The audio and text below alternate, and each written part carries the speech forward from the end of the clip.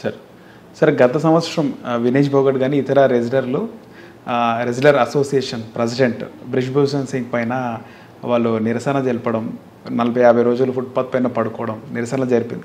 So అప్పుడే వినేష్ భోగట్ నాకు భవిష్యత్తులో అన్యాయం జరిగే అవకాశం ఉంటుంది, సో నాకు రాజకీయంగా కొంచెం ముప్పు ఉందని కూడా మాట్లాడింది. దానికి సంబంధం ఏముంది? ఇప్పుడు అంతర్జాతీయ ఒలింపిక్స్లో మన దేశం తరఫున వెళితే మన దేశం నుంచి అన్యాయం జరుగుతుంది, రాజకీయ దీనిలో ఎక్కడ ఉంది. కాబట్టి ఈ రెండుకి ముడికలపడం తప్పు సార్. ఆ ఉదంతం వేరు, అది ఖచ్చితంగా మన రాజకీయంలో ఉన్నటువంటి లోపాల వల్ల అలాంటివి సాధ్యమైనవి సార్. బ్రిజ్మోహన్ ఎందుకు పనిస్తుంది? నాకు అర్థమైనంత వరకు 3 నియోజకవర్గాల్లో వేరు చోట్ల బ్రిజ్భూషణ్ గెలిచాట వివిధ పార్టీల తరఫున. అంటే అతనికి మన దృష్టిలో అతడు సరైన వాడు కాదు, రాజకీయానికి ప్రజానికి పనికొచ్చేవాడు కాదు. కానీ మన రాజకీయం ఉన్న తీరు వల్ల అలాంటి వాళ్ళు బ్రహ్మాండంగా ఎన్నికవుతున్నారు. ఈ దేశ చరిత్రలో 3 వేరు నియోజకవర్గాల నుంచి లోక్సభకి వేరు పార్టీల తరఫున ఎన్నికైన వాళ్ళు దాదాపు ఎవరు లేరు. ఓకే, అవును సార్, చాలా రేర్. అంటే అతనికి స్థానికంగా అంత పట్టుంది, ఏ కారణం నాకు తెలియదు. పార్టీలు ఏం చేస్తాయి? టికెట్ ఇస్తాయి, గెలుపురాని టికెట్లు ఇస్తాయి. అలా కాకపోతే ఓడిపోతాయి. ఈ పార్టీ ఆ పార్టీ పక్కన పెడతాం, ఒక చోట ఈ పార్టీ ఉంటుంది, ఇంకో చోట ఒక పార్టీ ఉంటుంది. అన్ని పార్టీలోకి దీనిలో పెద్ద తేడా ఏం లేదు. నేరస్తులకు టికెట్లు ఇస్తున్నారు, ఇస్తే నేరస్తులు గెలుస్తున్నారు. అందుకనే లోక్సత్తా ఉద్యమం మొదటి నుంచి కూడా మౌలికంగా ఆట నియమాలను మార్చకుండా, ఎన్నికల వ్యవస్థను మార్చకుండా, ఎన్నికల్లో రాజకీయంలో మౌలికమైన మార్పులు తేకుండా ఈ దేశంలో ఎవరు నెగ్గినా కూడా ప్రజలు ఓడిపోతున్నారని చెప్తున్న కారణం అదే. అవును సార్. కాబట్టి ఆ పోరాటం ఖచ్చితంగా ఆ ప్రభుత్వం చివరి క్షణం దాకా ఎందుకని వాళ్ళ పక్కన ఉన్నది. వీడు పోతే మనకి రేపు పొద్దున్న సీటు జారిపోతుందమ్మా, వాడి సీటే కాదు చుట్టూ 4-5 సీట్లు పోతాయేమో అని చెప్పని. తర్వాత నేను విన్నాను ఎన్నికల్లో అతని సీట్ ఇవ్వకుండా అతని కొడుకు సీట్ ఇచ్చారట. యూపీలో చాలా చోట్ల ఓడిపోయినా కూడా వాడికి అతని కొడుకు గెలిచారట. అంటే ఏంటి? రాజకీయం మౌలికంగా మన దేశంలో ప్రజలకి మేలు చేసే రాజకీయం కాకుండా గెలుపుకి ప్రజల మేలుకి మధ్య సంబంధం తగ్గిపోతున్నది. కాబట్టి రాజకీయ సంస్కరణ ఎక్కడ తీసుకోవాలని ఆలోచించాలి మనం. అంతేగాని ఆ సంఘటనగా చూడాలి. ఇది వేరు. ఇక్కడ దేశమంతా కూడా కలిసి వచ్చింది. ఈ అమ్మాయికి రే మెడల్ దక్కలేదే, అంత తేలిగ్గా ఉన్నది చేజారిపోయిందని చెప్పని. మరి పూర్తిగా మన భారతీయ ఒలింపిక్ కమిటీ మద్దతు ఇచ్చింది కాబట్టి అప్పీల్ చేశారు. మీరు చెప్పిన ప్రకారం అప్పీల్లో నెగ్గారని చెప్పంటున్నారు, కనీసం సిల్వర్ మెడల్ వరకు. కాబట్టి దీనికి మనం ముడిపెట్టకూడదు. కానీ అదే సమయంలో గతంలో జరిగింది చాలా పొరపాటు. అది దానిలో ఏమాత్రం అనుమానం. మరి దానికి ఒకటి, ఇలాంటి వాళ్ళని క్రీడా సంస్థల్లోకి రాకుండా ఏర్పాట్లు చేయాలి చట్టబద్ధంగా. 2, మౌలికంగా రాజకీయ సంస్కరణ ద్వారా మార్చాలి.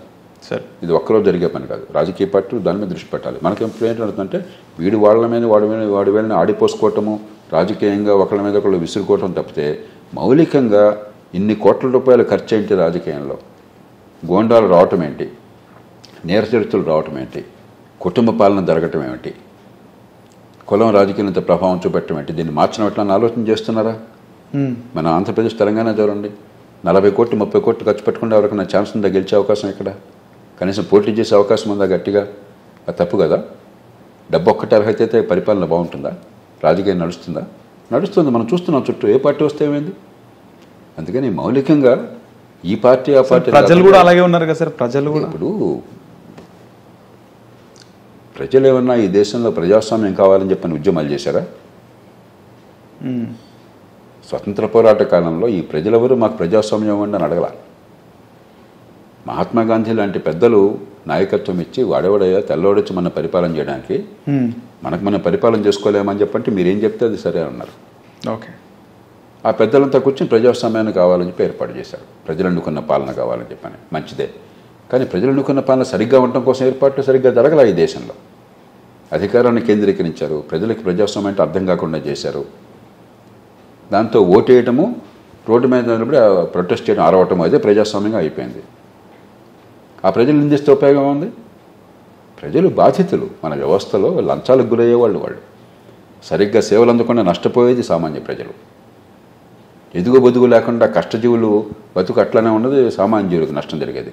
ఆ ప్రజల జీవితాలను మనం నాశనం చేస్తూ అధికారంలో ఉన్నవాళ్ళం బాధ్యత వాళ్ళమే పెడితే అట్లా.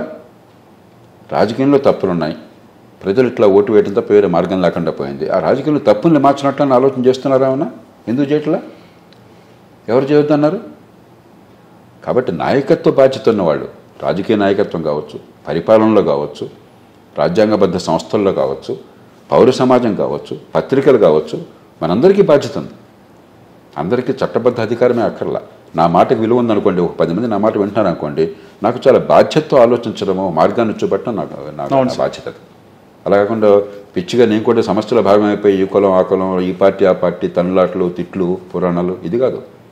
అందుకని ప్రజలంతా అట్లా ఓటేస్తున్నారు కాబట్టి అన్నది ఇది విత్తు ముందో చెట్టు ముందు అవుతుంది, పరిష్కారం కాదాడదు. సరే, లంచాలు తీసుకున్నప్పుడు బాధపడుతున్న ప్రజలు ఎన్నికలప్పుడు డబ్బులు తీసుకోవడానికి ఆసక్తి చూపుతున్నారు. అలా కాదు నరేష్ సార్, నేను ఒక భేదవాణ్ణి.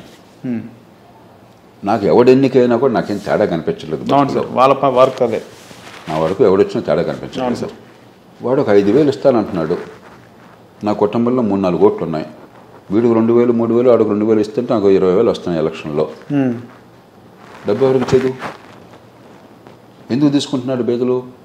అవసరం. ఓటు వల్ల ఇంకేమీ మార్పు కనిపించినప్పుడు, ఓటు విలువ అర్థం కానప్పుడు చచ్చినోడి పెళ్లికి వచ్చిందే కట్టమని తీసుకుంటున్నాడు. చచ్చినోడి పెళ్లిగా మార్చింది మీరు, ఓటర్ కాదు. ఎవరి ఎన్నికైనా కూడా పెద్దగా మార్పు రాదన్న వ్యవస్థ నిర్మాణం చేసింది ఓటర్ కాదు, మీరు. బాధ్యత ఉన్నది మీకు. ఆ బాధ్యత ఉన్న నాయకత్వం బాధ్యత తీసుకోకుండా బాధితుడైన ఓటర్ని, పేదరికంలో మగ్గిన వాడిని, ఓటు అంటే అర్థం కాకుండా ఉన్నవాడిని, మనకు ప్రజలకు అర్థమైంది 2 విషయాలు. బంగ్లాదేశ్లో ఏమైంది? ఓటు లేకపోతే షౌట్, రోడ్డు మీదకి వెళ్ళి రాస్తారోకి వచ్చి, ఇది మనకు తెలుసు. అది ప్రజాస్వామ్యం కాదు. ప్రజాస్వామ్యం అంటే నేను ఎప్పుడు చెప్తుంటాను, నేను నెల ఇక్కడ మెయింటెనెన్స్ ఫీ కడుతున్నాను అపార్ట్మెంట్కి. సార్, మంచినీళ్ళు రాలేదనుకోండి, వెంటనే ఏమయ్యా మిమ్మల్ని ఎన్నుకున్నాం, మెయింటెనెన్స్ ఫీ కడుతున్నా, మంచినీళ్ళు రావట్లేదని అడుగుతాను. ఇక్కడ ఓటు అంటే నాకు ఇంటికి మంచినీళ్ళు అనుకున్నాం. ఓకే. ఓటు అంటే నాకు లిఫ్ట్ పనిచేయడం. ఓటు అంటే నాకు కార్ పార్కింగ్ సరిగ్గా ఉంటాం. నాకు ఎందుకని ఓటు వేస్తానో చాలా స్పష్టంగా ఇక్కడ అర్థమవుతుంది. ఎక్కడ నాకు ఏదో భారత మాత కాదు కాబట్టి సరైన వాడిని ఎంచుకుంటాను. డబ్బులు ఎందుకు కడుతున్నాను కాబట్టి పేకపుచ్చుకుంటాను. అది ప్రజాస్వామ్యం. అలాంటి ప్రజాస్వామ్యం ఉందా మనకి? మన దేశంలో వేసే ఓటుకి ప్రజల బతుక్కి సంబంధం ఉందా? మీరు కట్టే పన్నులకి, జరిగే సేవలకి సంబంధం ఉందా? అలా ఉన్నప్పుడు ప్రజలు పేదరికం ఉన్న దేశంలో ఓటుని డబ్బుకు అమ్ముకుంటారు. ఎందుకంటే అంతకంటే విలువ కనిపించట్లా. ఇక్కడ ఎవడన్నా పాషా కోర్టులో డబ్బులు ఇస్తాను ఓటేమంటే చెప్పెట్టు కొడతాం మనం. ఎందుకని? ఎందుకు డబ్బు నేను ఇస్తున్నానయ్యా నీకు, నువ్వు నాకు ఇచ్చేది ఏంటి? నేను డబ్బులు ఇస్తాను మెయింటెనెన్స్కి, నేను ఓటేసి నువ్వు కూర్చోబెట్టాను, నువ్వు నాకు డబ్బులు ఇచ్చేది ఏంటి అంటే దాన్ని దోచేసుకోవాలని చెప్పాను, అంతా నాకు పాడు పెట్టాలని దీన్ని. అది నాకు అర్థమవుతుంది. ఎందుకు అర్థమవుతుంది? ఇక్కడ పని జరుగుతుంది కాబట్టి, తప్పు రేటు తెలుస్తుంది కాబట్టి. కాబట్టి వ్యవస్థని ప్రజలకు అర్థం కాకుండా మార్చింది ఈ దేశంలో నాయకత్వం. సార్, బాధ్యత గలవాళ్ళు. దాన్ని మార్చకుండా ప్రజల మీద భారం వేసి, ప్రజల్ని తిట్టేసి, కాబట్టి ఇట్లా ఉందని చెప్పంటే బయటపడేది ఎట్లాగా? మాట వరుసగా ఒప్పుకుందాం మీ వాదన. మరి దీన్ని నుంచి ఎలా బయటపడతాం? దేవుడు పూజించేస్తానా? దేవుడు ఇచ్చి వరాలు ఇస్తేనా? విష్ణుమూర్తి ప్రత్యక్షం ఇంకో అవతారం ఎత్తాలనా? ఏం ఆలోచన అది? ఎంత మూర్ఖంగా ఉంది ఆలోచన. కాబట్టి ప్రజలు తప్పు చేస్తున్నారు, ప్రజలు పనికిరారు అని చెప్పన్న వాదన మూర్ఖమైనది, అబద్ధమైనది, నిరర్ధకమైనది.